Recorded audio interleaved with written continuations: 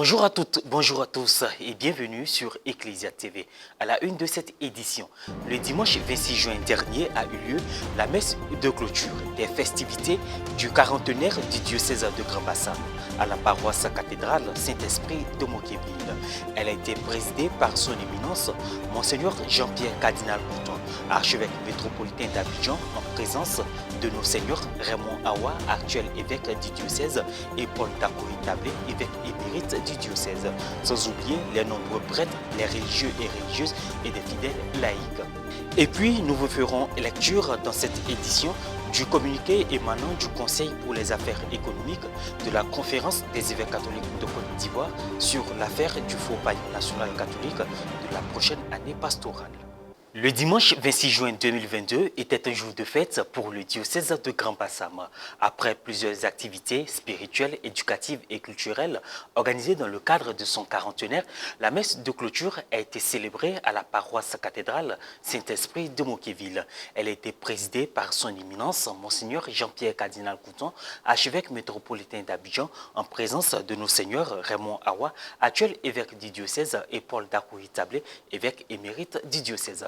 Compte rendu, Myriam, Roxane et nous.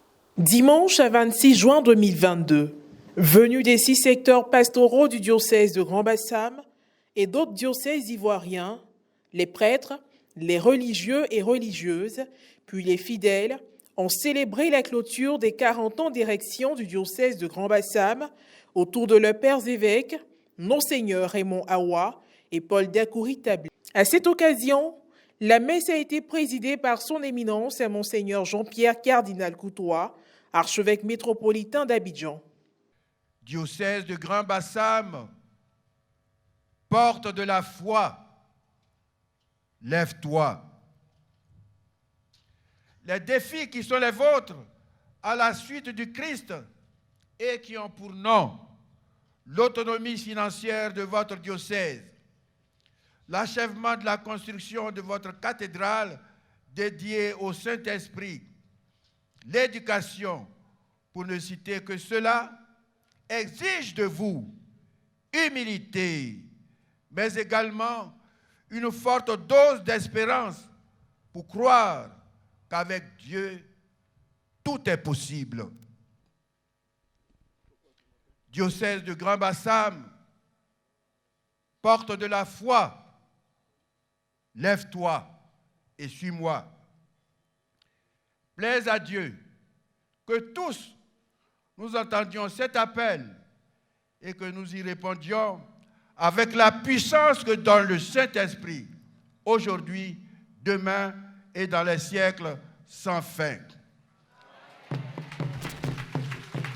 Pendant sa prédication, le cardinal n'a pas hésité à partager sa joie habituelle avec l'Assemblée déjà dans l'allégresse. La célébration a aussi été marquée par la procession des offrandes qui s'est faite par secteur. Koumassi, Port-Boué, Bassam, Bonnois, Aboisseau et Maféré. Après la communion, tous ont exécuté en chœur le Te Deum, chant d'action de grâce.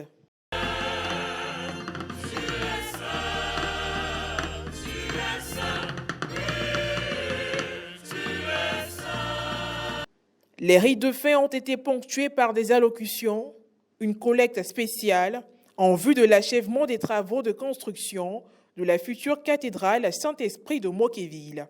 L'événement a aussi enregistré la présence de nombreuses autorités ivoiriennes, parmi lesquelles le ministre des Sports, M.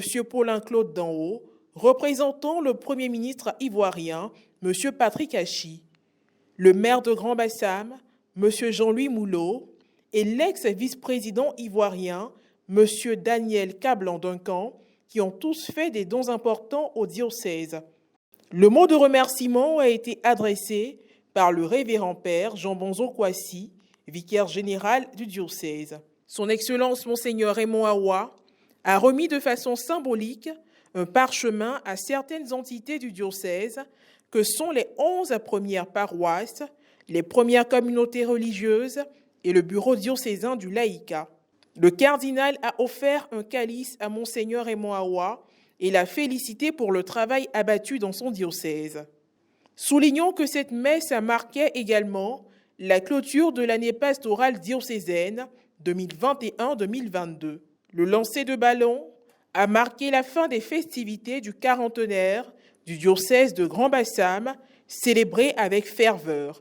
Au sorti de la messe, l'ordinaire du lieu, son Excellence, Monseigneur Raymond Awa, a expliqué ce que représente cette célébration pour le diocèse et a évoqué les projets diocésains dont il souhaiterait la réalisation. Cette célébration représente le couronnement d'une génération, un groupe de personnes, de fidèles chrétiens qui ont vécu sous la houlette de l'Esprit Saint dans une période donnée. Et donc ça marque le tournant d'une histoire, 40 ans, temps d'une génération, temps pour commencer aussi une nouvelle génération. Des nouvelles paroisses à créer pour se rapprocher plus des communautés chrétiennes. Non. Ça fait partie de la dynamique de la pastorale de proximité. Nous avons aussi des attentes de la part des fidèles. On a besoin d'écoles catholiques, de collèges catholiques, et pourquoi pas une université catholique dans la région d'Aboisseau. Vous voyez, on a besoin aussi de former tout le monde pour que l'Église puisse marcher à la même allure. Donc peut-être implanter des écoles de formation théologique et laïque un peu partout et rapprocher les distances. Les fidèles ont livré leurs impressions et ont formulé des vœux pour leur diocèse. C'est tout un honneur pour nous et c'est aussi une grâce de pouvoir vivre ce instant-là et faire partie du cœur qui a animé la messe. C'est vraiment une grâce spéciale et nous sommes vraiment heureux, nous sommes contents et nous rendons grâce à Dieu pour cela. Pour les 40 années à venir, déjà que ce grand édifice-là soit finalisé, qu'on puisse le fêter à l'intérieur de l'église et pas sur le parvis.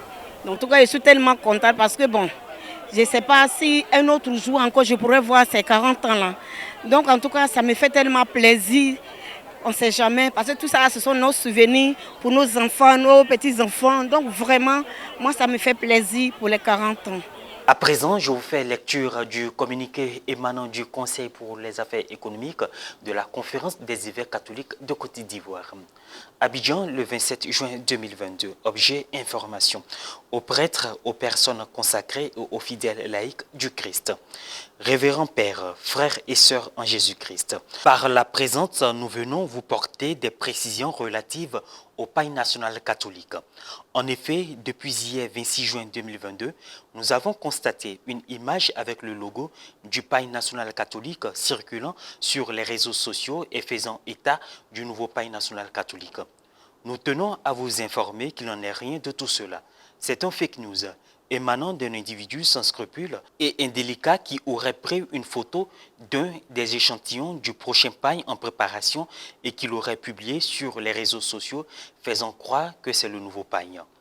Le comité national chargé de la gestion du paille ne se reconnaît donc pas dans cette publication qui émane d'une personne non habilitée et non autorisée à le faire.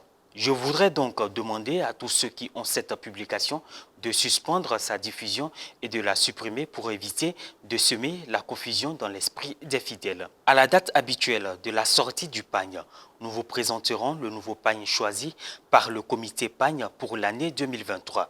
Pour le moment, il n'est pas question du nouveau pagne car la campagne 2021-2022 est encore en cours. Tout en vous souhaitant bonne réception de la présente, je vous invite, révérend Père, frères et sœurs, à être vigilants et à attendre les annonces venant de notre part. Très fraternellement, Abbé Émile Sialou, le secrétaire permanent du Conseil pour les affaires économiques de la Conférence des évêques catholiques. Et voilà, c'est sur cette note que prend fin cette édition. Merci de votre attention.